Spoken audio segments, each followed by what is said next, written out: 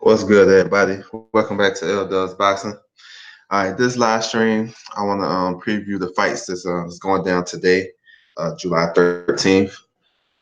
There's four fight cards I want to touch on. So I'm gonna start with the one that's gonna be up the soonest. You got a fight card in the UK, Dan Dubois versus Nathan Gorman. That's gonna be on ESPN Plus. The undercard you have Joe Joyce versus Brian Jennings in a good little interesting heavyweight fight. You know what I'm saying? Kind of a crossroads fight. So we're gonna touch on that one first. So Joe Joyce versus Brian Jennings, man. Um, it's one of those type of fights that it's gonna prove if Joe Joyce really ready for the elite of the heavyweight division. And of course he's 9-0 with 9 KOs.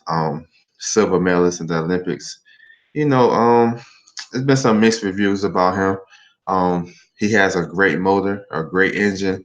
You know what I'm saying? He comes to fight, but he throws wide punches and he's not the fastest and he's not the most technically skilled or has a good defense. So he's there for the taking if any fighter there to stay in that fire and be able to exchange with him.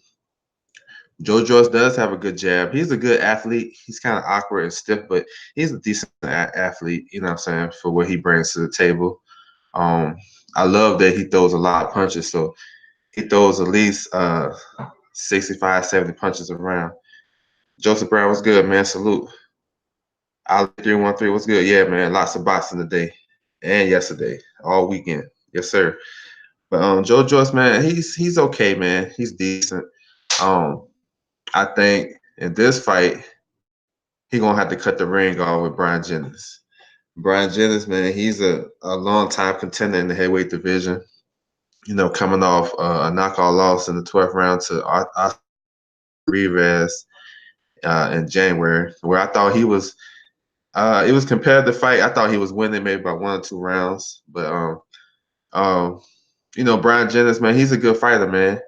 He's one of those fighters to me that he don't live up to the expectation. He disappoint me a lot. You know what I'm saying? I like him as a fighter. I like him in like his interviews and whatnot. But he seems he's missing something to me. He has the skills. He has good foot movement. He's a good body puncher. He's a decent puncher. He's not like a big time puncher, but he can get you up out of there if you sit down his punches. I just don't know if it's hard into it. I don't know. I was listening to interviews after the previous fight. He said that he wasn't mentally prepared for that fight. And that's to me, like that's crazy in this sport of boxing. You know what I'm saying? Not to be mentally prepared. I mean, you can not be mentally prepared in baseball or basketball or football. You know what I'm saying? Like maybe you know what I'm saying, you having girlfriend problems or whatever, but you got your life on the line. You know what I'm saying? And this dude is training 8 to 10 weeks to inflict some pain on you, and you're not mentally prepared for that. That's crazy to me. So I didn't like that comment. So that kind of swayed me in my decision of this, my pick in this fight. But I think Brian Jones can have some success early with his movement. I would like to see him kind of sit down on his punches more and be there for the exchanges with Joe Joyce, because Joe Joyce gonna give you opportunities. You know what I'm saying? He throws long looping shots, and Brian Jennings need to be close enough to you know what I'm saying, to let off some combinations. Joseph Brown, I like Jennings in this fight. I feel you. Real gunner box. What's up? Respect. What's good with you? Yeah, man. Jennings can win this fight, man. I mean, that's just the mental part that I was talking about. But he has a. This is actually a good style matchup for Jennings if he's on his A game. He has, like I said, he has to be in range to be able to counter Joe Joyce. You know what I'm saying? Like I like the movement, but not too much movement. He gotta throw a lot of feints. He gonna have to work the body, you know what I'm saying? So he can win this fight. You know what I'm saying? I'm not saying he just gonna get blown out. Um, Joe Joyce, he just have to do him. He had to get that jab together. He got to fix that defense. And just when he he gonna have to cut the ring off better than what he do. Sometimes he just walk forward and kind of like lumber forward and just throw a lot of punches. I mean, that works against a sitting target. You know what I'm saying? It worked against Bermain Severn, against Ustinov, Leroy Thomas. Like it could work against those guys because they pretty much stationary. But Brian Jennings, I think he's gonna be on that bike for a minute. And I think the game plan is to take him deep waters, then try to press the action. Um, Brian Jennings does well against bigger fighters. You know what I'm saying? He gave Klitschko a good fight. I mean, that was almost 5 years ago, I believe. So he should be able to be competitive, man. But we'll see, man. It's definitely a test for Joe Joyce. Definitely a test. Then you got the main event, Daniel Dubois versus Nathan Gorman. Now, this is a 50-50 fight. You know what I'm saying? Both guys got different styles they bring to the table. Nathan Gorman is a boxer, kind of a he got fast hands. He like to pick his shots. He like to walk you into shots. He fights in the style of, Tyson Fury and Harry Fury. Got that type of style. He can make the fight boring too. Then you got Dane Dubois. He's like an all action fighter, good combination puncher, strong. He has a decent jab when he uses it. You know what I'm saying? Very nice right hand and hook. So good little style matchup. And these guys know each other. So um, I mean, it was hard, man. I was looking at both of these guys' fights, man. It's hard to come up with a winner, but I'm a roll with Dubois by decision. And reason why, because I think he gonna have some trouble trying to figure out Nathan Gorman early. You know what I'm saying? I think Nathan Gorman gonna pose some type of style matchup for him that he gonna have to think about. And I believe the work rate of Daniel Dubois gonna be able to get him this fight. But it's a 50-50 fight, man. It's you don't normally see these top level heavyweight prospects fighting each other this early in their career. I think Gorman is 16-0 with 11 KOs, and Dubois is 11-0 with 10 KOs, I believe, something like that. So these guys don't even have 20 fights, and they putting it all on the line. So that's what's up, man. So I think it's gonna be a good fight, good competitive fight. I can see scorecards being from a draw to seven. What's a 10 round fight? So maybe you can edge it to Dubois, you can edge it to Gorman. I mean, it can go either way, man. That's a type of fight that's good for boxing. You know what I'm saying? So I'm looking forward to this one. Joseph Brown, I got Gorman in the upset. I don't know how Dubois looked in his last. Oh, you didn't like how he looked in his last fight. Oh yeah, yeah. I like that was a fun fight though. I liked it. I understand. I see what you're saying. He wasn't getting touched up by the guy. He was trying to exchange. He was putting it on the line. So I see what you're saying on that. He was coming to fight, yo. That dude from Africa, Richard Lartey, was coming to fight. And it was a good little fun fight for 4 rounds. But I liked how he put his shots together.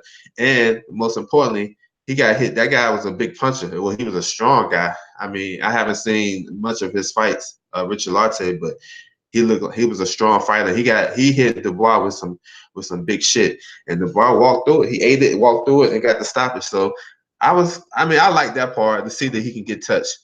Nathan Gorman, man, he put me to sleep against against Kevin Johnson and against Razvan Kajanu. You know what I'm saying? But Razvan Kajanu and Kevin Johnson, they are common opponents for these guys. Uh, both guys with the distance with Kevin Johnson. You know, Kevin Johnson gonna sneak it up the place, but uh, Gorman he put me to sleep against Kajanu. Like it was kind of boring, and then the bar ran through Kajanu in the second round knockout. So, but you can't take too much into that because Gorman has a style that can stick up a fight.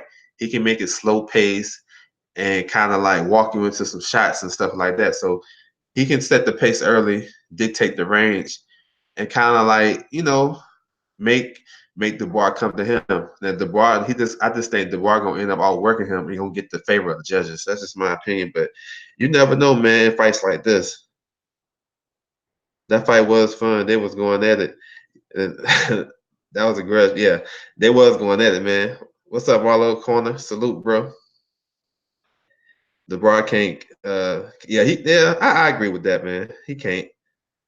I think he wanted to get that jab established. I think I think he reached the point of his career. I think he got the amateur stuff out the way. Like your first 10, 11 fights, you can go in and blast people away and just, get in dog fights. But this fight, I think he gonna have to use some intellect. You know what I'm saying? He gonna have to cut the ring off on Nathan Gorman. He gonna have to get that jab going, punch when he punch, because Gorman has some fast hands. He's up there in the heavyweight division as having the fastest hands. But man, we'll see, man. It's good though. It's good for boxing. I like the bar far more dangerous opposition. The bar ain't bad, a little stiff, but I like how he finished up with. Yeah, man, I like that too. That's a good point, Sean Icon. Yeah, he finished up with the hook nice. Richard Latte from Ghana, and he did rock the bar, but unfortunately, Latte took too much damage. The bar got heat. Yeah, he do. Yeah, Latte came to fight, bro, and that fight, man, it was like mysterious, yo. I ain't know too much about Latte, and then he came into the. They said he wasn't gonna get. He didn't come to the press conference, and all of a sudden he popped up. Then he was saying Frank Warren. They want him to fight him, but it was just mysterious. So I was hyped about the fight anyway. And he came to fight though. He did hurt Dubois. If Dubois and Joyce win, they fight next. No, I doubt it. I think Joyce will probably fight a Jit Cabiel or the winner between Manuel Char and Trevor Bryant. He gonna fight somebody like that. Or if he can't get those fights, he gonna fight. I mean, he gonna fight somebody upper tier. Joe Joyce is ahead of Dubois and Gorman. He's probably like a year and a half, about 18 months ahead of them. Of course, he about to be 34 years old, so he don't got no time to waste. So I can see him fighting one of those guys. Let me see. I'm trying to think of somebody else that might fit that bill. Maybe a Charles Martin type. Charles Martin fight tonight too. Something like that. I don't think he gonna. I think to him it's kind of like a step back if he fight the winner tonight. But it all depends though. You never know. Boxing is crazy. If Dubois go in there and demolish Gorman in one round and call for that fight, you'll have no choice. You know what I'm saying? You're gonna have to force that issue because Dubois is top 10 in a couple of sanctioned bodies. So I don't know, man. That's a good fight though. D-Bid03, what's good, man? Peace, bro. What's up? What's good with you? Dubois is going to have to invest in the body. Yes, sir. Yes, good point. Yes, sir. Yep. Invest in the body, man. Latte was set up bad. Latte was in Ghana the night before. Oh, that's messed up. Excuse my name. That's messed up. Yeah, that's messed up. They gotta do better on those visas, man. Because this fight was announced like 6 weeks ahead of time. The visa should be in place. You know what I'm saying? Charles Martin has been better. Yeah, Charles Martin has been better of late. Yeah, I like I uh I like the fight with him and Kornacki. I thought he came to fight. He came to win. He kind of dispelled those. That he quit against AJ, so he kind of got that off his back. You know what I'm saying? Yeah, and he fought on Spence undercard versus Mikey, and he was looked decent, even though he got punched in the nuts like 12 times. uh, my boy Corbin was on his Andrew Galata that night, but he decent. So what I'm saying, he got like a stay busy fight tonight. Um, on FS1. I'm gonna talk about that. But yeah, he been looking better. Yeah, no doubt. Another fight on this card right here before I wrap up this card. You got Liam Williams. He's facing Kareem Akura. Akura, I think he's like 32-5. He's from France. He's a tough guy. Never been stopped. He got 5 losses. Never been stopped.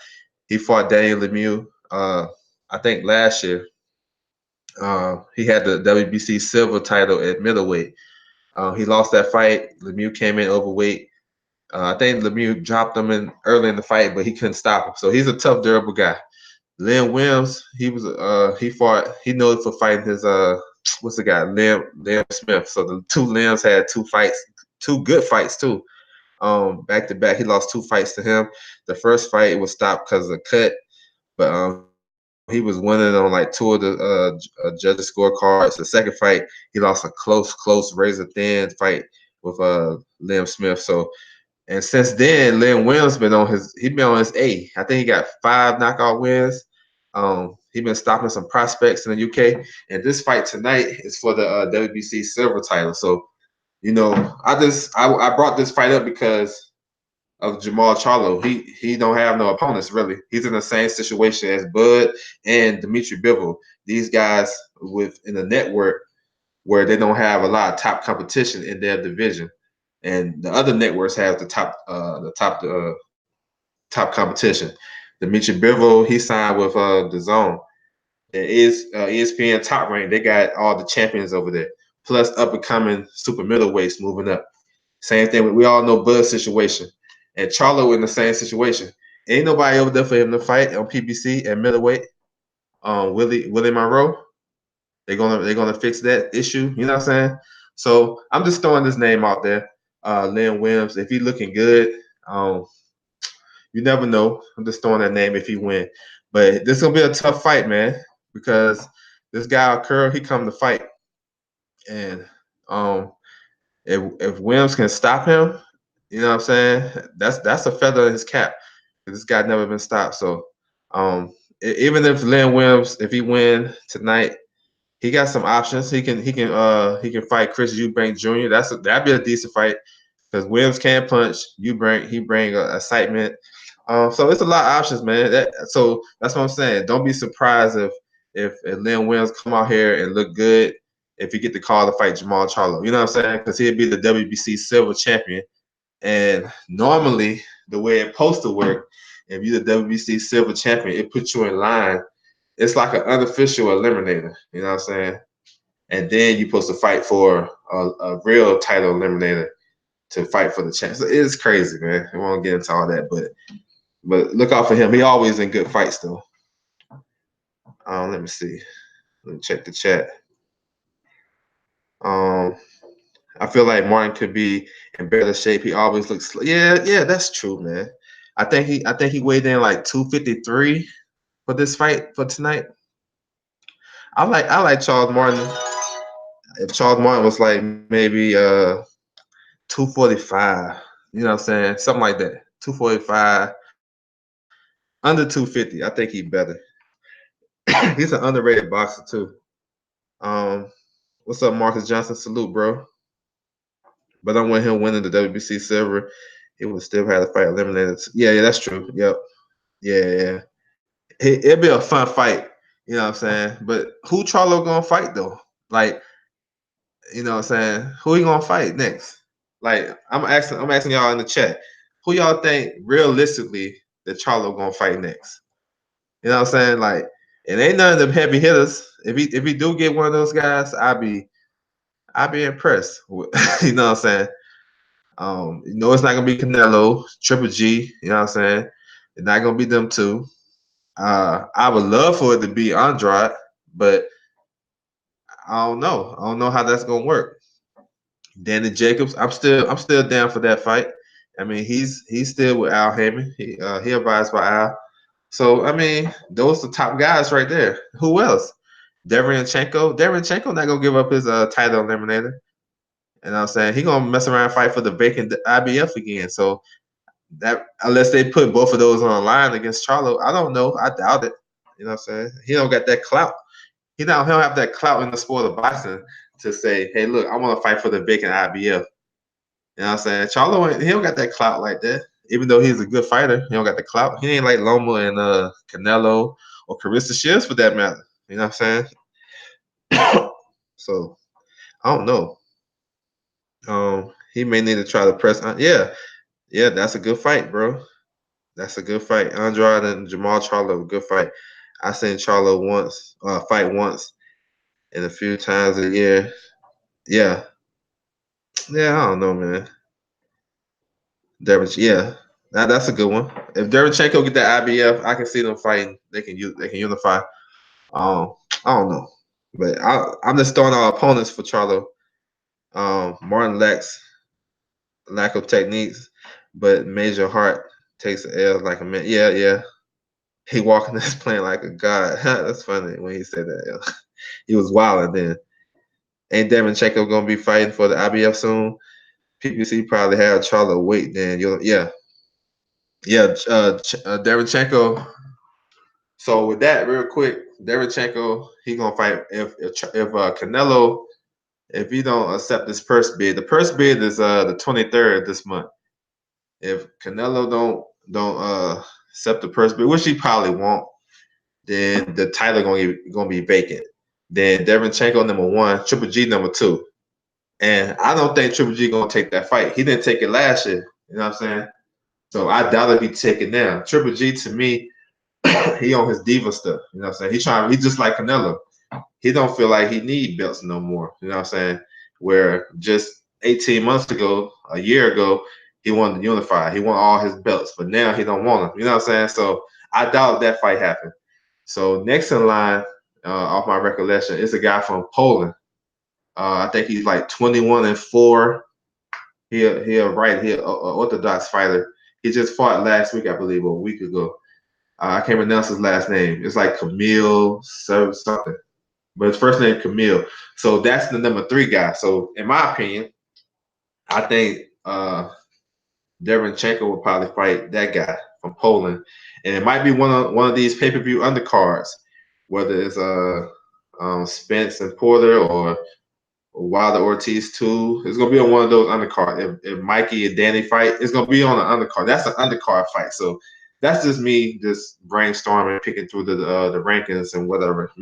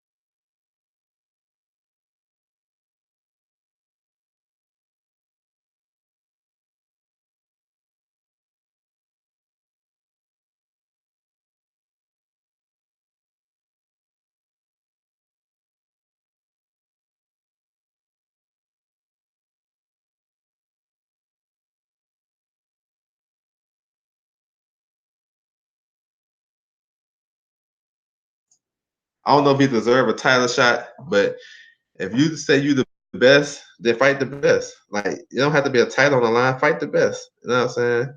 Catch weight.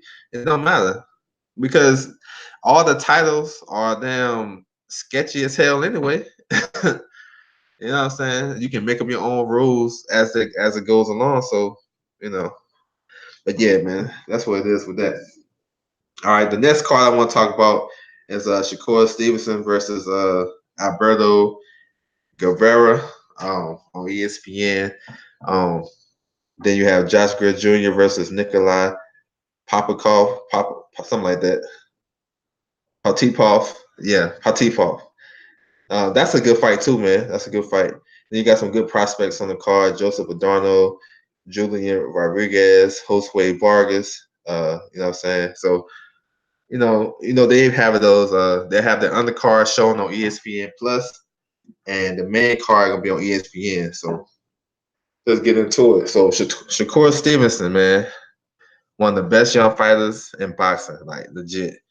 Like he got that type of pound for pound type of skills, and he's still in development. Very good fighter. Been getting better every fight. Um, his last 3 or 4 fights, his competitions has raised dramatically. He haven't been fighting like people like that you would know of, but if you watch the guys he fought before they fought Shakur, they guys had some good fighters. They decent fighters and had decent records. And he's coming along, man. He put on a great performance against Christopher Diaz, man. I was impressed. I wasn't shocked, but I was impressed. I thought, I mean, he just he did whatever he wanted to do to that guy, and it was amazing to see, man. So He's back after I think the third or fourth guy pulled out.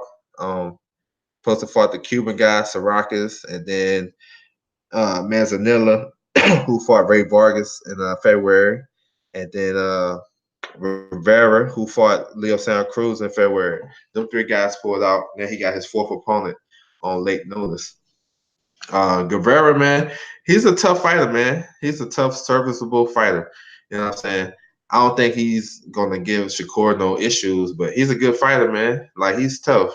This type of fight, you need your up and coming guy to fight and pass with flying colors. He fought Leo Santa Cruz back in the day for a world title.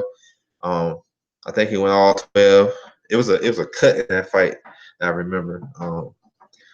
He fought on Manny Pacquiao AB undercard against Hugo Ruiz. That's Tank's last opponent. He got dropped in the first round, and he kind of, he lost the rounds, but he was just in there. He was game. You know what I'm saying? So tonight, I expect Shakur Stevenson to look good, man. He's performing in front of his hometown crowd in Newark, New Jersey. So, man, he gonna put on a show tonight. He gonna put on a show tonight. He gonna let people know.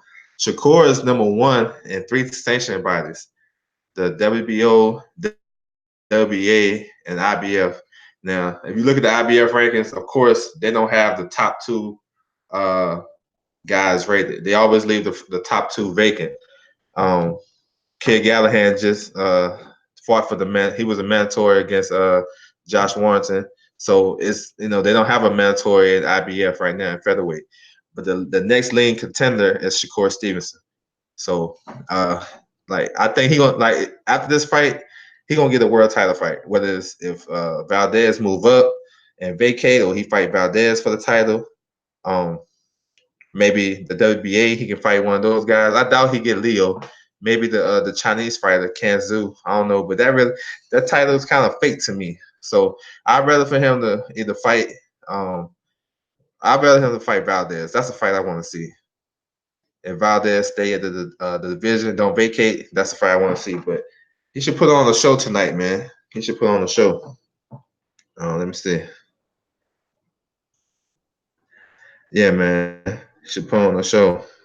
How many guys pulled out the fight with Stevenson? And this a final eliminator. He's fighting for the WBO. Yeah, it's basically a final eliminator. It's for one of those WBO international jumps. I think it's three guys pulled out: the Cuban, Sarakas, Manzanilla, and Rafael Rivera. Rivera fought Santa Cruz in February.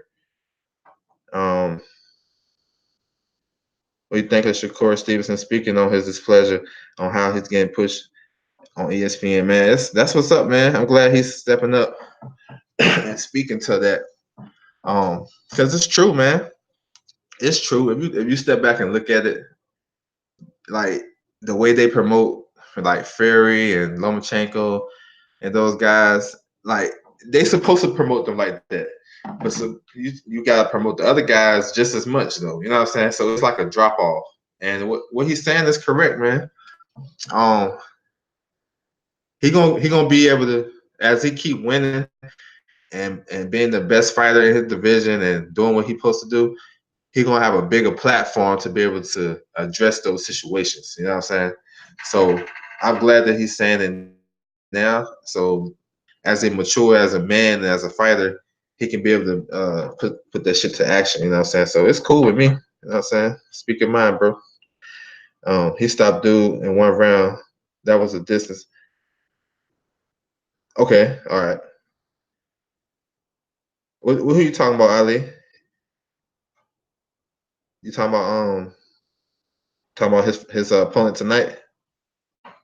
Oh no, you talking about Shakur Stevens? Okay, yeah, he stopped. Yeah, okay, I got you. Yeah. On Buzz undercard, he stopped the dude. Yeah, okay, now I got you. I follow you now. Yeah, bro. Yeah, and this another type of fight. Guevara went the distance with Leo, and this was like a up and coming Leo, a hungry Leo. You know what I'm saying? And he lost, but he was giving it his all. So this can be another feather in his cap. We like to compare how you did against this guy, the triangle theory, and this, that, and the third. So yeah, man, it's it's a good one. I think he'll be able to perform well. Uh, Josh Gray Jr. versus Papa T-Paw. Now, this a good fight, man. This close to 50-50. I don't know if y'all seen Papa T-Paw fight before. He fought on Showbox a couple times. He fought Stephon Young to a draw.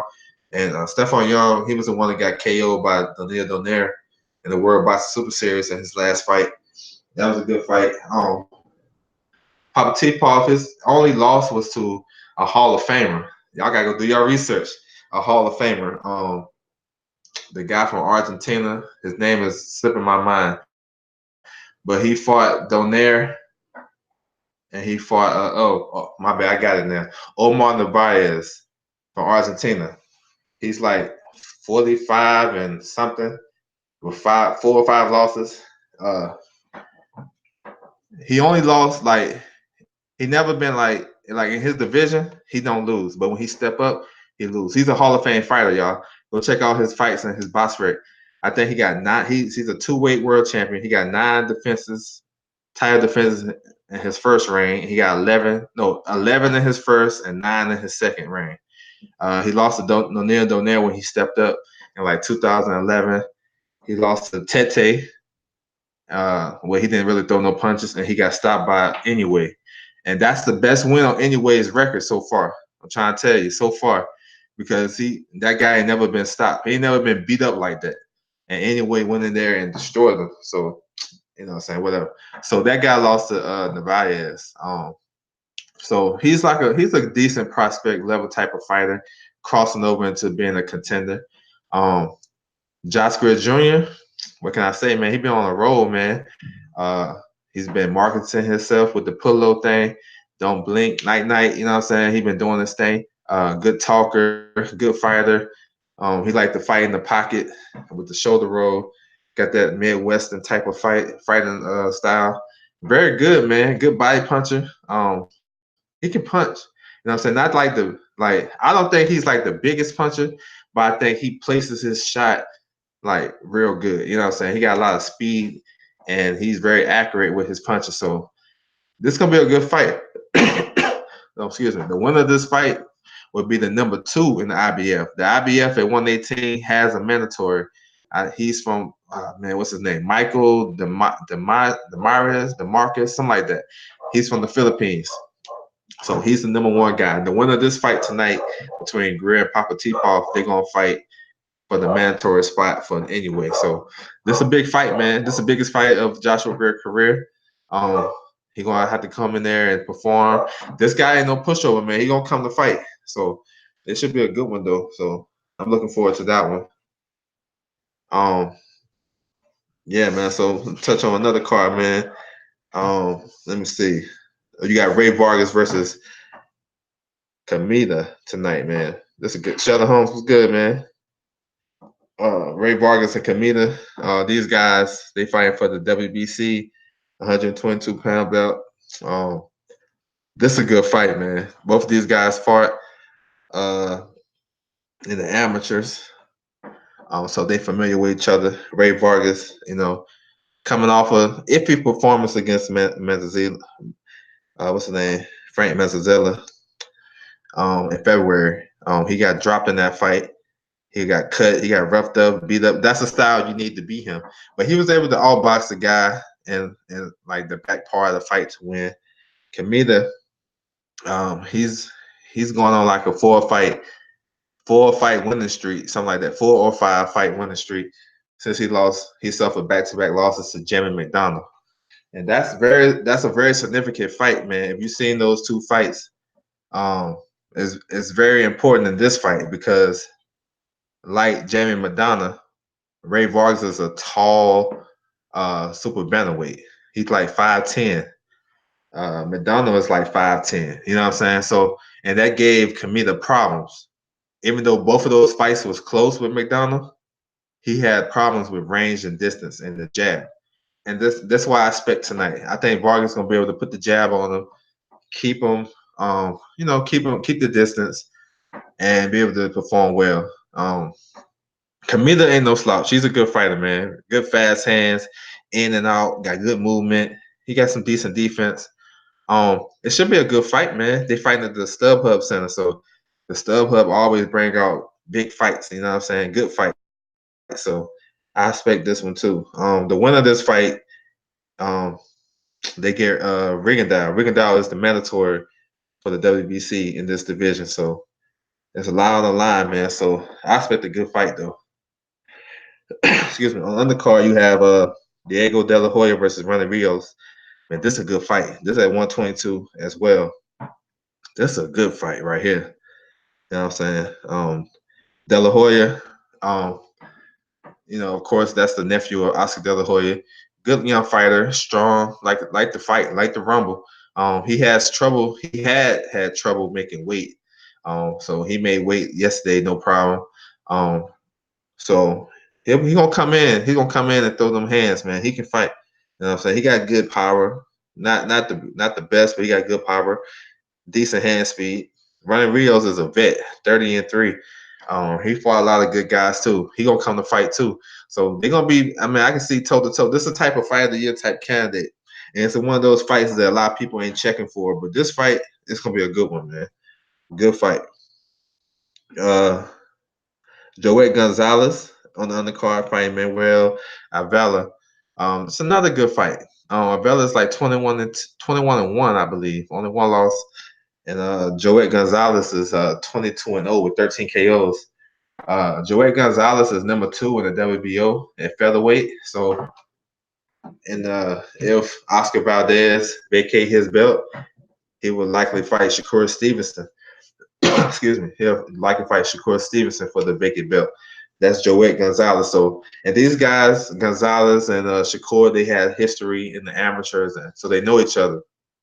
So, as a boxing fan, it's good that these guys are fighting on the same day. They on the same schedule. You know what I'm saying?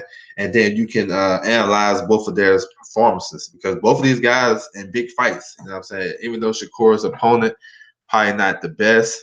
You know what I'm saying? But as far as being a hometown fight and putting on for your people and ESPN, all that stuff, it's a big fight for him. And Joet Gonzalez, he trying to solidify his position for a title fight. So this is a big fight for him. So I'll be interested in looking at him tonight, man, to see how he look. Another prospect to look out for on this undercard is Rocky Hernandez. This guy can fight, bro. He can punch. I think he's a lightweight. I think he's like 28-0 with 25 KO. So be on the lookout for him, man. He can fight. All right. Then the last card that I'm gonna talk about, man, last but not least, you got FS1 tonight. Jamal James versus Antonio DeMarco at welterweight. And then you have Robert Helenius versus Gerald Washington. You got some prospects on the card. Carlos Banderas, Charles Martin. He's fighting the journeyman. Peralta versus Dominique Dalton. And then you got the Russell brothers. Money Powell is on this card too. So, man, it's a lot of good talent, up and coming talent that PBC has on their stable. So I'm looking forward to seeing some of if I can catch it. I might have to DVR some of this stuff. There's a lot of boxing going on, but it's still good to see these guys staying active. So Jamal James versus Antonio DeMarco. As far as the fight, this fight is like an eliminator for the WBA, one of them fake WBA titles. You know what I'm saying? I'm gonna be 100. I don't really like that WBA stuff. So if you ever hear me on a live talking, if it sounds like negative, because I don't like it. I just don't believe how you can have up to 3 to 4 world titles, world champions in one division. I don't get it. But Jamal James in position to get another big fight. Jamal James been on the road, man. When you talking about, how like in other sports, you have somebody like in baseball, he'll have like a hitting streak, like a 15, 20 game hitting streak. You know what I'm saying? This is like comparable to what Jamal James is going through. He lost his only fight to Ugas, you know what I'm saying, a couple years ago. And since then, he's been winning by knockout. I guess I don't know if he changed his preparation. I don't know. I think he had like a majority decision versus Abel Ramos. But other than that, he been stopping guys. He been stopping guys to the body. He stopped Diego Chavez to the body. His last opponent he fought in what was it, April, stopped the guy, or was it February? One of those months. So Jamal James is, I mean, he's coming along, man. He's 6'2", so he brings a different dynamic in the welterweight division.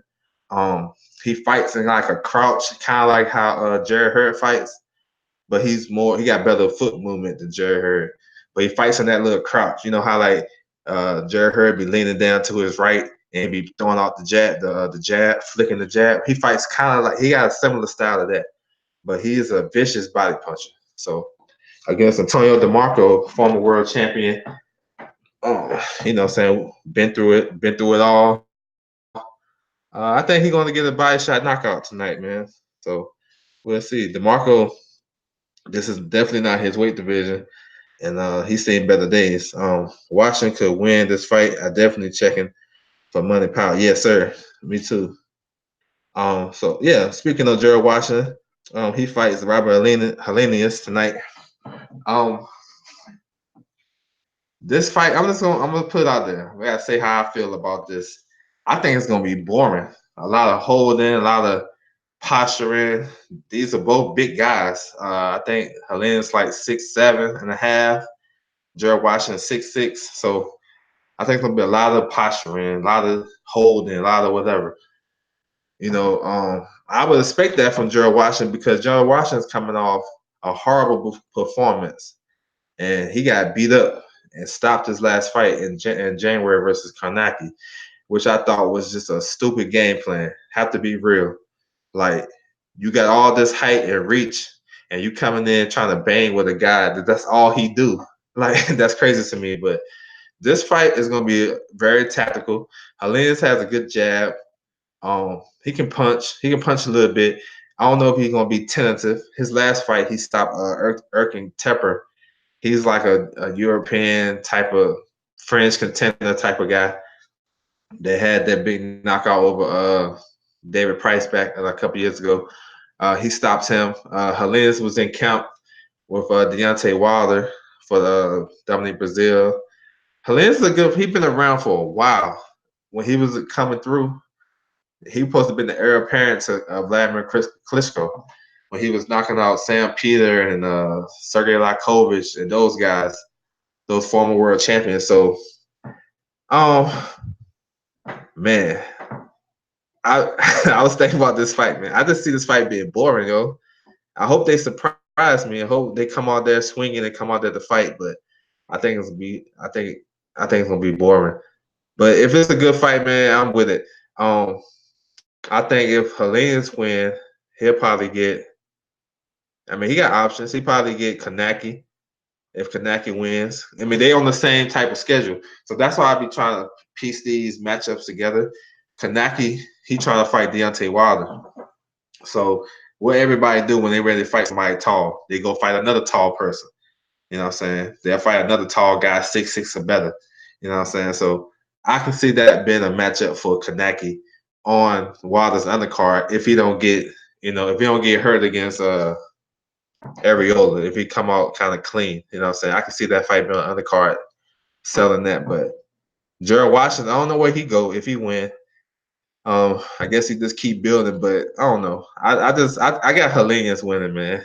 I mean, it's gonna be. I think it's gonna be boring, but I'd be happy if it's a fun fight. Um, the WBA has Pat and Thurman fighting for 2 belts. Yeah, they unifying the WBA. That's crazy. What do you think of WBC franchise? That's just the WBC franchise is like being an all-time quarterback for flag football. The quarterback never lose. So the franchise champion, he don't lose. You can't lose the belt. It don't mean nothing. It just means I'm not gonna sanction you to fight the #1 guy. So just like the all-time quarterback, I can throw 3 touchdowns to you and to my people over here. If like this is my homeboy, I can throw 3 touchdowns to him. But if it's a team and somebody on the other team I don't like, I just throw the ball in the dirt, whatever.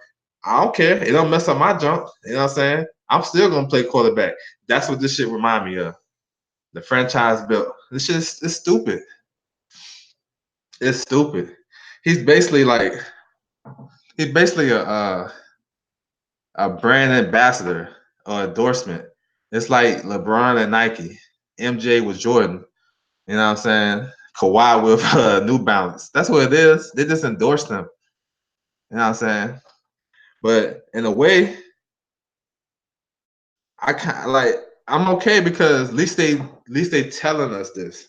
They're not hiding this shit like they've been doing for all these years. At least they coming out and saying he can't lose this belt. What type of stipulations is this? You the franchise champion, and you gotta make what 2 or 3 appearances to like a banquet or a convention. That's part of your deal for being to be able to duck the mandatory. That shit is crazy to me. So yeah, man, that's on some all-time quarterback shit right there. Motherfucker, don't lose. What's good, Jalik? That shit it's crazy to me. When I heard it, I thought I thought when they said it, I was like, franchise champion, what the hell? I didn't know. I never heard of that. I did read something like months ago that the WBC wanted to make a special thing to Canelo or whatever, but I didn't know it was gonna be something like this. So it's crazy. They can keep that shit. Let me get one of them franchise shit. All this boxing knowledge I got, I need to get one of those franchise boxing knowledge championship. Send me that shit in the mail, bro. I'll take it. Shit. That's I'm joking though. Does Vargas or Kameda have a chance to beat? Hell yeah. Yes, sir. Yes, they do. Because Rigo, he wanna be a damn Arturo Gotti at 38 years old, and that's his American age. You know what I'm saying? To me, yeah, they have a great chance. They got a great chance of stopping him. If Kameda with PBC, and I'm pretty sure, you know what I'm saying, they need for him to win so they can that's a definitely undercard fight for maybe Wilder Ortiz or Spence and Porter. So if Kameda can get that win tonight, he's gonna be fighting on the undercard of one of those pay-per-views. Y'all can go ahead and check that off. Um, but Kameda, this I'm just basing off their last performances. If Rigo stays in the pocket and put his head down in your chest and want to fight, he gonna have problems with Kameda because Kameda, he's gonna box. You know what I'm saying? And he gonna be able to counter that stuff that Rigo do. Rigo is not how he used to be. This is not 2012 when he fought Donaire or 2013 when he fought Donaire. I mean, it's gonna be a problem. And Ray Vargas is gonna use his jab, and he's not gonna fight that fight. You know what I'm saying with Rigo. So I think Rigo gonna have problems. Rigo would have a worse like if he fight guys that's real aggressive like Navarrete or let me see who else in that division. Oh, Danny Roman, shit, he gonna have problems fighting the way he fought a couple weeks ago. So yeah, I believe they have a shot against Rigondeaux. But Rigondeaux is a pro. I'm not gonna write him off. And I'm saying anything can happen. He still can punch at 22. So those are good fights though, especially the way Rigo fight now. The main problem is the fan base is allowing this shit to go down. It should be killing the redhead cheetah ducking machine. I'm with you because he just won ESPY's Fight of the Year, and you have to vote. Like fans have to vote for that. You know what I'm saying? Think about that. How he get Fight of the Year? What he do last year? Who he fight again? Triple G. Okay, but they disregarded. He tested positive twice. Come on, man. That's this shit. It's whatever. It's a popularity contest, yo. So it's gonna be what it's gonna be. Kameda or Vargas better have a chance because Rigo the best puncher at 22. Um, yeah, I can see that. Yeah, yeah. Rigo can't punch at 22. Um, the thing with Rigo, I just think his legs is gone. That's why he's standing in the pocket because it don't make no sense to all these years you've been fighting a certain way. Now you want to please the crowd at 38? Nah, bro. I don't know, but yeah, he can punch though. Definitely can punch. I don't think Rigo will be fighting like he did in the pocket. He's baiting these guys. At least that's what I hope. Yeah, man, I hope that too. Cause the dude was winning. Seha was winning, bro. He was winning. But yeah, I hope it's just a one time thing. He just want to put on, but getting awards for ducking. Yeah, man. Every look in the sport of boxing, everybody done duck. Like you can't really find too many people that has it, especially in this day and age. So you can always make an argument. Well, he ducked him. He ducked him. Everybody got their own sources and they follow certain fighters so they know what's going on, whatever. So, but it's just crazy though. It's crazy. But I mean, he is the star of the sport, and this shit didn't happen before. It happened before. Oscar De La Hoya used to get away with shit. Manny Pacquiao get away. Look, when Oscar De La Hoya fought Bernard Hopkins, they had a catch weight for 156. Then you got Bernard Hopkins, the middleweight champion of the world, had like 18, 19 title defenses at the time. You such of a diva. You making basically undisputed middleweight champion come down to a catch weight to fight you. Come on, bro. And what B Hop do? B Hop came in at 155. He weighed less than Oscar did. That's just the mentality of that old school fighter at the time, how he was. That's what made me start liking like that's why I like B Hop. Cause stuff like that. You know what I'm saying? He was like, okay, you gonna put a catch weight? You know what? I'm gonna come in lighter than your guy. You know what I'm saying? He basically was a junior middleweight. You know what I'm saying? You see what happened. So the stars of boxing, they have this stipulation. They got the leg up.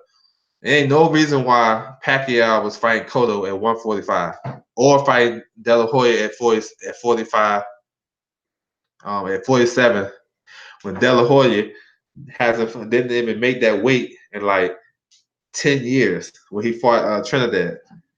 9 years. He fought Pacquiao in 08 or was it 07? One of them. And the last time he made welterweight was against Trinidad in 99. Come on, bro. That's when you just start the sport, you can put in these stipulations. Canelo can catch weight anybody he want because the reward is gonna be bigger than what I'm saying, the risk that you try to do. He gonna catch weight Kovalev. He gonna make Kovalev come in at 72, 71, something like that. So yeah. Canelo find another UK guy. Who he fighting, Real Ghana? Um, yeah, I had a conspiracy theory about who he gonna fight next, but Callum Smith. Okay, that's a good fight. That's a good fight. At 68, he'll probably see. It's crazy. Canelo just won one of those fake WBA titles at 68, but I bet you he gonna catch weight Callum Smith. Oh, that's your opinion. Yeah, man. That's a good fight though. Um, I don't know though. I don't know. I don't know what Canelo gonna do. They trying to make him fight Triple G, and he don't want to fight Triple G, and I don't know. It's too much diva stuff for me. But boxing is still popping though. That's what makes it got its own little stories behind the stories. You got the fights. I mean, this year fights been crazy. This year, a lot of big knockouts, a lot of upsets. Even this weekend, you had what I'm saying.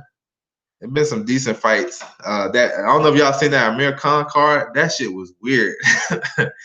That shit just I don't know. That card seemed fake to me. But you had that yesterday. Marada versus Brand. Oh my God, that's early morning. I had just woke up, turned that on. Them guys was getting it in. That was a good fight for as long as it lasted. Brand, damn, he gonna have to rebound. Oh man, I just understand why he wasn't holding when he got hurt in the second round. Like, why you ain't hold? You know what I'm saying? I understand that, but that's a good performance by Marada though. Yard fighting Kovalev. Kovalev turned down that fight. Yeah, he turned down Canelo. He wanted that money. He gonna end up getting that fight eventually if he beat Yard. I don't blame him. I mean, look at all these other people he turned down if Kovalev, that dude got some problems. You know that shit that happened to him in February with the girl. You know what I'm saying? That shit ain't finished. So I'm pretty sure he wanted to get some extra money for that, and then he had to pay Yard step aside. I think Yard is getting like 4 million for this fight, 3 or 4 million. So the step aside had to be at least 2 or 3. You know what I'm saying? And they said Kovalev won like 10. So if you do the math, if you gotta give 3 to Yard, that'll leave him with 7. Then Jacobs made 12 for just giving his stuff away. So I mean, if he looked good against Yard, and then they fight in December. I mean, it's all nobody even gonna remember that he turned down Canelo. So it is what it is. But Yard versus Kovalev, that's interesting, man. That's interesting. Yard, he about to cash some checks that day because his trainer was saying some stuff that I ain't agree with. Talking about Yard is better than Andre Ward. I don't know. Yeah, he got to prove to me. Yep, me too, man. Me too, Joseph, bro. I feel the same way because some fighters, man, like if you know you got elite talent, like it really don't matter who you fight. Sometimes, in some cases, like it don't matter who you fight coming up. Then it's good to have, you know, what I'm saying, some good quality opposition on your resume. That way, when you get to this fight, you be like, oh, I've been there, done that. I still think that Yard should have fought somebody like Sullivan Barrero first or Felix Valero, guys like that, Kuro Marat. I still think he should have fought a guy that fought for a world title or a guy that's going to test you. That it's basically a 50-50 fight. You come through it, you learn, you better for it. Then you fight. Oh, Isaac Chalimba, that type of fighter. You know what I'm saying? He haven't fought nobody that's going to say, man, he about to put work on Kovalev. I've been looking. I looked at 2 of his last 3 fights last week. Man, I didn't see, like, he's a good puncher. He got good counters, and he can counter real good, but his feet is always stuck in the mud to me. This is me watching. Like, you know what I'm saying? I trust my shit, but I may be wrong. But he just seems a little stiff to me. He get hit with the right hand too much. And to me, that's like that's a bad sign when you fight Kovalev, a rejuvenated Kovalev. You know what I'm saying? A guy that basically turned into a boxer puncher instead of a puncher. He's a boxer puncher now. He still can punch, but now he just jabbing and he getting his distance. You know what I'm saying? He doing subtle stuff with Buddy McGirt. Shout out to Buddy McGirt, the Hall of Famer. So I think Yard gonna have to, unless Yard got some shit in his tool bag that he never used. Man, it's gonna be a tough one for him. It's gonna be a tough one, especially he gonna try to walk Kovalev down because he gonna be this. He gonna this. I think Kovalev, if he try to walk Kovalev down, I think Kovalev can win a decision with the jab by itself. Jab to the head, jab to the body, fake with the right hand, throw the right hand down the middle, throw the looping right hand because he's doing that little fake shoulder roll. So it's a lot of things he's gonna have to overcome. Now, if Yard, as good as his trainer say he is, and he can get inside and work Kovalev's body, that we all know that's his weak, then we might have some things. If he can stay in range and kind of counter uh, Kovalev, what similar to what Alvarez did, then maybe we can, we in business. But I don't know if he can do that. Too many question marks with Anthony Yard. So we'll see though. It's coming up quick. Rob Brand versus Murata was also strange. Brand, the winner of the first fight in enemy territory. I don't get it. First fight, yeah.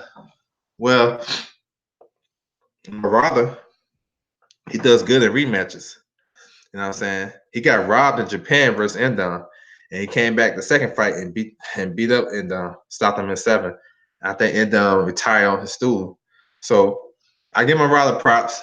He better in rematches. That's a fact. He proved it. I think Brand, I don't think he made no adjustments. Like, and that might sound strange because he won the first fight lopsided, like you said, landslide. But he fought the same way.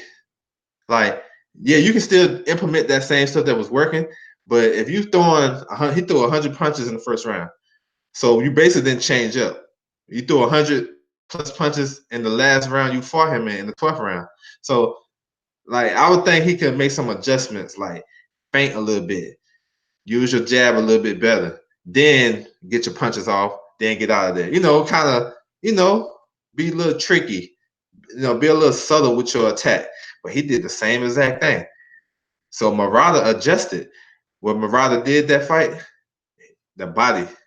He started going to the body. And anytime you landing over 50% of your power punches, you're gonna win that fight. And I didn't even have to see copy box to see that. Murata was getting off some shots, especially in the first round. I think he buzzed Brent in the first round. And then the second round, he just took it to him. So it may be strange, you know what I'm saying? I don't know. But I think Murata is just better in rematches. That's just my opinion. That's my politically correct opinion, because I don't know. it could be strange. You might be right though. Yard has to go to the body. Because if Kovalev used that jab and box, yeah, man. But see, the thing, how he gonna get in there to the body with Kovalev? See, when Andre Ward started working the body, he didn't start working the body until mid rounds. The first fight I'm talking about, 6th, 7th, 8th, and all the way through the fight. The first couple of rounds, Ward was getting all boxed, and that shit don't happen. So I'm just thinking, man, like, how he gonna get in there? Is he gonna use the dirty tactics like Andre Ward did? Is he gonna clinch when he clinched with Kovalev? He gonna work the body, get some shots in before the referee break? Like, how he gonna get in? You know what I'm saying? And I think if he's coming in just to, walk Kovalev down, he gonna end up getting caught with some shit. And because Kovalev is still a big puncher, man. He's still a big puncher. He's just incorporating a little bit of movement, some subtle movement, and a better jab. You know what I'm saying? Kovalev early in fights, his distance is like perfect, yo. Like, his distance, even with Ward, with Alvarez, with B-Hop, that's a perfect example. B-Hop, he knew his only chance was to catch Kovalev with something big, but his distance was so crazy that B-Hop couldn't touch him. And once he dropped B-Hop in the first round, it was over. You know what I'm saying? So Kovalev got good distance early in the fight. Now, later in the fight, he get tired, whatever. But it's gonna be a problem for Yard, man. Yeah, diverse attack. Yeah, exactly. No, I think Brandon. No, I think he's good. I just think maybe sometimes you can read those press clippings too much and say, "Oh man, you know what? Man, I'm the shit, bro." Because he had one tire defense. He looked real good in February, and maybe he think Murata maybe underestimated just a tad. Maybe, and even not just him. Maybe his corner. He had Eddie Mustafa Muhammad in there. I don't know if they worked on if you get hurt, bro. Hey, hold him, bro. You know what I'm saying? Because he got hurt early in the second round, and he was still surviving, and he didn't clinch not one time. That's crazy to me. So maybe this is a learning experience. He need a little bit more seasoning. You know what I'm saying? I still think he's a good fighter, but you know what I'm saying? He's not. I don't know. I didn't rate Brent in the top 5 in middleweight anyway. You know what I'm saying? But I think Brent, he's a good fighter, but he do get hit a lot. And if he was fighting a big puncher like Charlo or even Triple G Canelo, then it'd probably be the same shit. You know what I'm saying? But not to take that away from him. It's just I just feel like he could have made some subtle adjustments yesterday because he could have still outworked Murata down the stretch. I think he got a great engine because he still be throwing 100 punches in the back half of the fight. But I would say the way you get there a different route. You still want to go there, but you want to go another way. Like the first time you went, it was cool. You know what I'm saying? You did your thing. You threw 100. You threw 1,200 punches in the fight. Cool. You overwhelmed them. But this time, go the other way. Maybe drop it down to about 900, but place your shots better. You know what I'm saying? That's just me thinking. Um, LDTB, what's good, man? Salute, bro. Brand don't know how to use. Yeah, he don't know how to hold or clinch. Yeah, he had the regular title. Yeah, man. Fake ass shit. Watch Lil G try to fight Murata now. I think Murata gonna fight Jeff Horn. Now you might be right though. You might be right. Triple G might try to fight him because Murata is basically the zone's first big star.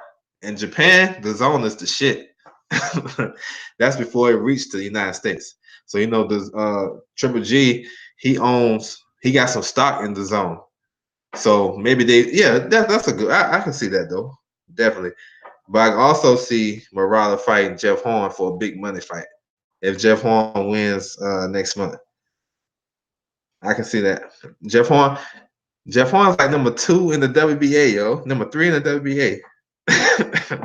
I'm telling you, he there for a reason. Like when I be looking at these rankings, I'll be like, why the hell Jeff Horn getting number 2 in WBA, number 3? And I think, oh, okay, he gonna mess around and fight one of these guys because he actually ranked from welter. I think Jeff Horn's like top 10 in welterweight in the WBC. He's like he top 10 in the WBO at 154, and he's number 2 in the WBA at middleweight. How the hell he pulled that shit off? Because the sanction bodies, they know Jeff Horn brings money to the table. Jeff Horn, a big ass star in Australia, bro. That dude made $4 million against the dude Anthony Mundine. Anthony Mundine been out his prime for like 10 years. You know what I'm saying? So the sanction bodies, they understand that shit. They know what it is. So that's why when you look at rankings, you be like, why the hell? How Jeff Horn get that high? That's why. So that's why I say Murata fight Jeff Horn. Yeah, Southern Homes. Yeah, I'm with you on that. Especially if he come out because I like how he came out. He came out. You could tell he was determined. You know what I'm saying? Like whether if Brant can hold, even if Brant was to hold up and not get hurt, I think it would have been like a dog fight the whole fight because Murata came, bro, and he was placing those body shots perfect. So yeah, man, he might be over for Horn. Yeah, I remember Abel kept saying Murata was trained by Baby G. Social scientist, what's good, man? What's good, man? What's going on with you? I appreciate that, man. Appreciate that. I appreciate that. Y'all hit the like button. I appreciate it, man. Subscribe if you haven't. It's all good. Box to talk, man. That's all. Appreciate you guys rocking with me. But yeah, man. What else, man? So I cover all the cards that's going on tonight. So should be some good action. I think the first one about to start in like 30 minutes on ESPN Plus. The undercard fights for Dubois versus Gorman, and then it's gonna transition to the zone. They're gonna start their undercard fights, and then back on ESPN Plus with the Shakur Stevenson card, their undercard fights, and then later on tonight you got the FS1 card. I don't know what time they start, so they probably start with their undercards on FS2 or FS1, whatever. You know what I'm saying? So it's gonna be a lot of fights tonight. You know what I'm saying? They're gonna be bumping heads, but hey, that's why you got DVR and got these apps. You can always go back and watch them or whatever. So yeah, man. But I open up any questions, man. Y'all want to talk about roll out? Which fight is on the zone? You got Ray Vargas versus Kameda for the WBC super bantamweight title. You have Diego De La Hoya versus Ronnie Rios. That's a 50-50 fight. Should be all action. You got prospect Joet Gonzalez. He's number 2 in the WBO at featherweight. He's fighting Manuel Ivala. If Oscar Valdez, if he vacates his WBO title at featherweight, And if Gonzalez and Shakur win, they're gonna fight for the vacant title. Both of those guys is 1 and 2. So and there's a couple of prospects. Rocky Hernandez, he's a much watch. If y'all haven't seen him fight, he's 28-0 with 25 KOs at 130. And sometimes he fights at lightweight. He's a big puncher, very strong kid. So yeah, that's the zone right there. Yeah, man. If y'all got any questions or anything I want to talk about boxing, man, put that shit in the chat, yo. We can chop it up real quick before I roll out. Once again, I appreciate you guys rocking with me. Oh yeah, no doubt, man. I got you. Oh, thanks, man. I appreciate that, man. I just gotta stay more active, try to work around my busy schedule. But yeah, man, I just try to give it as in depth as possible and talk about the sport, man. That's it. Oh, I got Dubois. I like Dubois in that fight. I think it's gonna go the distance. I think these guys know each other so well that they're gonna be kind of hesitant, and I think Dubois gonna outwork Gorman. But Gorman is a live dog.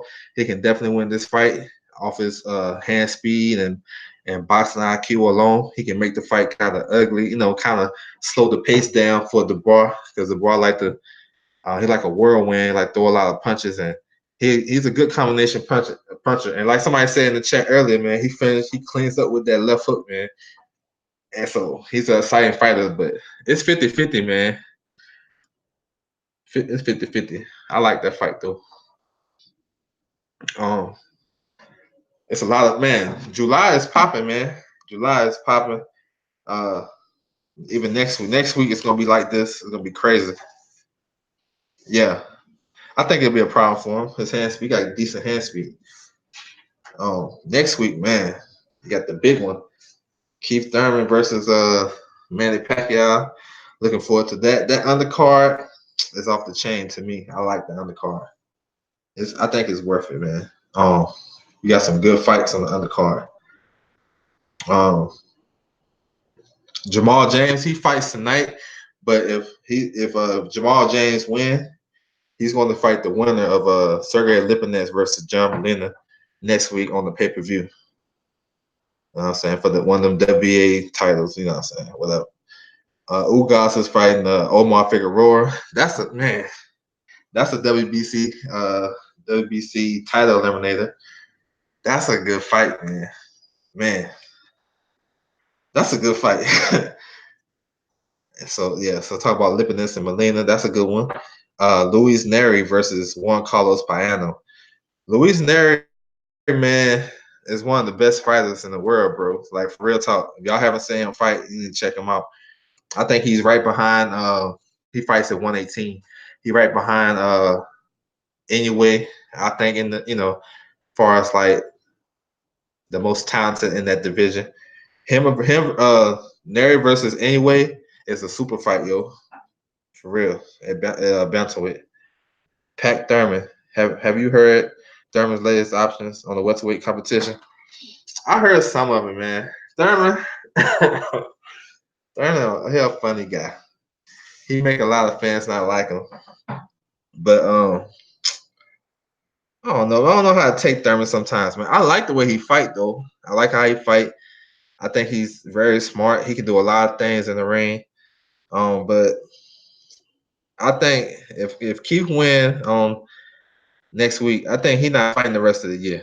He gonna let everybody else do what they gotta do, and he gonna fight the winner of Spence and Porter next year sometime. Maybe next year this time. So I don't know, man. I ain't really heard the opinions, but Thurman, man, he just be talking, man. To be honest, I wonder how quickly he'll get. Yeah, Payano. I don't know, man. Sure, you can't do much better than what Inoue did unless he knock him out with one punch. Man, I don't know. I think Payano gonna be a little bit more prepared for this one, but he might be on his A game because Neri can punch too. But yeah, man, that's curious. Thurman is arguably the top welterweight due to his resume, but I hate to say, yeah, he is. I think so. Look, I'm not tripping on how Thurman be acting and be ducking everything because it happened to him. These guys, they just follow what happened to them. Look at Keith Thurman. Keith Thurman in like 2014, 2015, he was the top guy. He was the guy people were saying was the next best guy. And then Kell Brook, when Kell Brook beat Porter that year, then Kell Brook kind of like jumped, So it was Keith Thurman and Kell Brook who Manny and Floyd should fight. They didn't even give it a time of the day. So now, fast forward 4 or 5 years, Thurman in their position basically. So he can be like, you know what? I'm not fighting this. And he said it. So I do give him some type of respect because he at least said it. Like, look, I'm not fighting Spence until when I'm ready. Even though fans, we be like, man, some bullshit, man. But if you scared, say you scared. So he been saying he was scared. So you can't be mad at him. You know what I'm saying? So I think eventually Keith, he gonna get his shit together. And he gonna have nowhere to go. He gonna have to fight dude. And I think when he do, he gonna have some success. I don't know if he gonna win. If I can say right now, I would favor Spence. But Keith is a good fighter, bro. And he do stuff in the ring that a lot of welterweights don't do. You know what I'm saying? He can switch it up. He can fight on the back foot. He can come forward.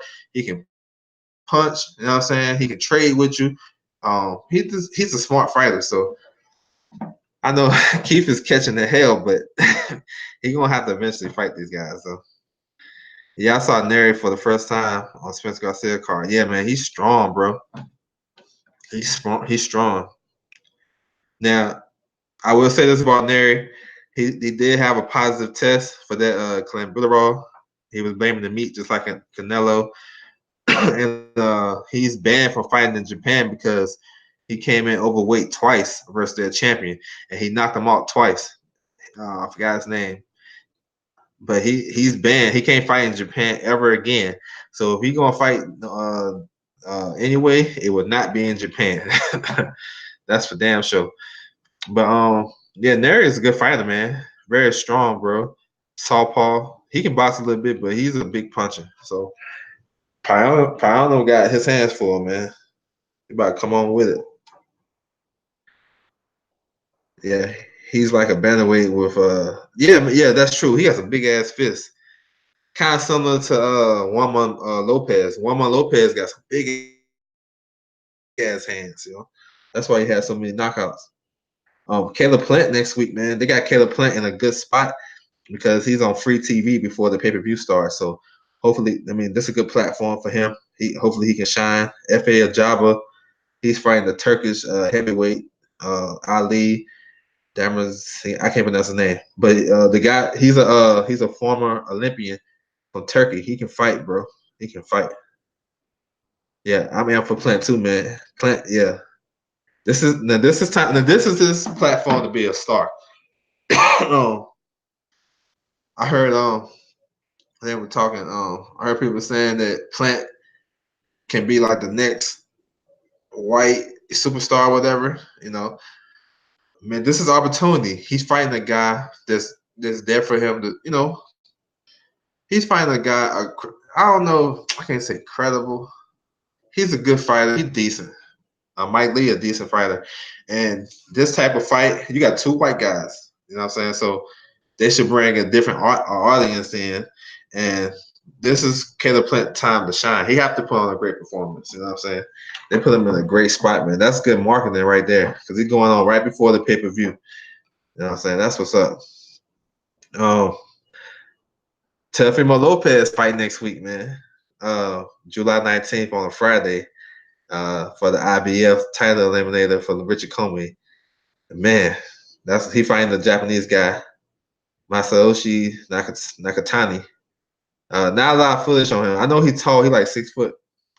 And Teofimo, man, hey, this is time to shine too.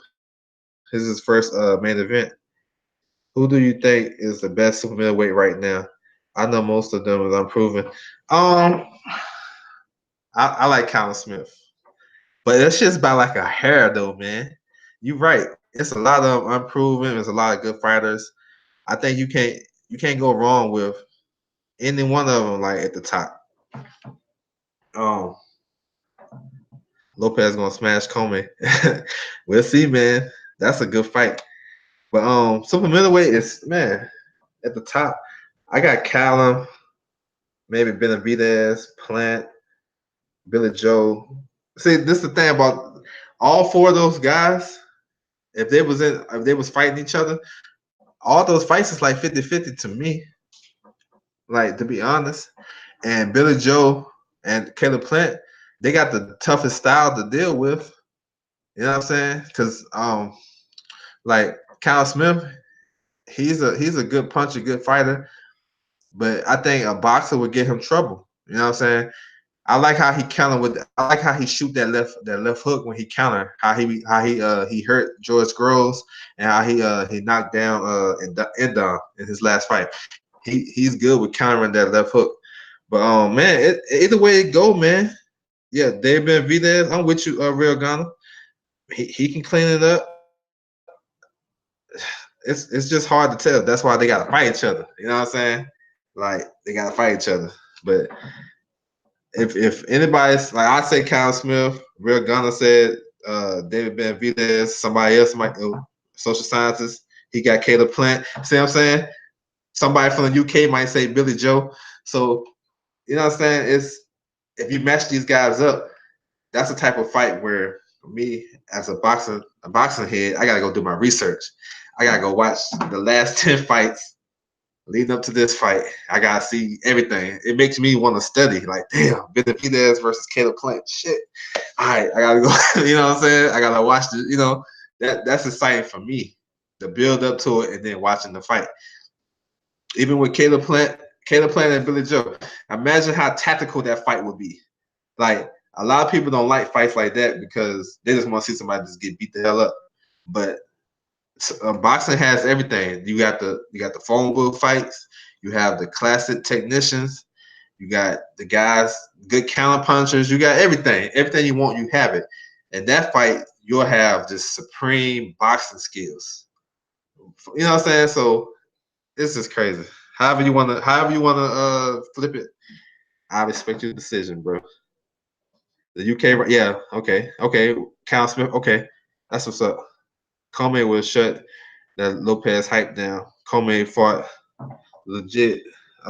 Okay, you think Lopez is green? Um, that's a good fight though. Comey, yeah. I don't know, man. That's a good fight though. Comey is dangerous. Look, yo, I went to Temecula fight, the top ranked card, June 28th. And I pay attention to all those fights, man. When I was there, it was like what 9, 10 fights on the card. And what stuck out to me about Comey when he fought Beltran, his punches sound different, yo. Like Adamas, I can tell he had power, but Comey's power was different, bro. He like his shit sounded different. And when he dropped Beltran with that right hand in the first round, that shit it looked like on TV, it didn't look like much. But when I was watching it, you can hear it. That shit was loud, yo. It's a different type of puncher. He heavy handed and he got Comey is a problem, yo. He heavy handed. He got a chin. He got decent boxing skills. You know what I'm saying? So that's gonna be a problem for Teofimo Lopez. He gonna have to use his legs in that fight. You know, a lot of people haven't seen Teofimo box or whatever, but I think he can box decent. He gonna have to use his legs. And gonna have to be able to counter off of Rich Comey. Rich Comey do get hit a lot. Beltran was coming on in that fight. He just couldn't take his power. That was his point blank and period. He couldn't take the power, but he was coming on. He was touching up Comey a little bit, but man, Comey versus Teofimo, man, it's gonna be a good fight. It's gonna be a good fight, man. I don't know who I got. I got to do some more research. I think Lopez is more complex fighter than Comey. Yeah, I agree with that. I think he has a little bit more tools, but Comey, like I said, bro, that dude can crack. Yo, I'm telling you, that dude hit hard. Even the fight when Nano Rodriguez got knocked out, the dude, like his the punches sound different. I don't know, you watching on TV, you can hear the punches because you can still hear the punches because they have the mic in the ring. But live, you can kind of feel it, like damn, oh shit, you know what I'm saying? he was hitting Beltran with some shit. And Beltran, he got a decent chin, man. He kept getting up from that shit, but when he had him against the ropes and the second knockdown, well, it was ruled a knockdown. Man, he was 10 off, and all his shots were like, you can hear it. So, man, I'm gonna tell you this though: if Teofimo not on his A, he can get stopped, bro. Like real talk. Comey got some power, bro. Yeah, he goes to and another thing, Comey is the bigger. He gonna be the bigger guy. I took a picture with Teofimo Lopez, yo. I'm 5'10" myself. He said he 5'8". Nah, bro. That picture, nah. He like 5'6", 5'5", 5'6". And Comey, I didn't take a picture with him, but I walked past him. He closer to my height, so he probably like 5'8", 5'9", like real talk. So Comey will have that reach advantage, and Comey, he's good, man. He got a good coach. I like Comey, man. He always make good fights. And you know one thing about Comey, he coming to get you, bro. He coming to get you. But you know, that's a good fight though. Shit. Man, that made me have to do my research. I don't see Comey winning that fight, but I eat a whole crow. Yeah. Yeah, man. It's all good though, man. As long as you give me your honest assessment of it, man, it's all good. But yeah, Comey he do go to the body, man. Yeah. Comey good, man. I think he's underrated. Watching him live, I seen his fights with Easter and Shakur-Guevera, and when he fought Luna, he stopped him. I seen his fights, but up close, I was more impressed with him because I was like, damn, yo, he good, yo. He has a decent jab. That power is crazy though, in both hands. But yeah, man, that's a good one to talk about. But yeah, I'm about to roll up out here, man. I appreciate you guys rocking with me, man. Real Ghana, Social Science, everybody that came through, man. Appreciate it. Hope y'all enjoy the fights tonight, this weekend, whatever. Enjoy yourself. Be safe, man. And I'm out.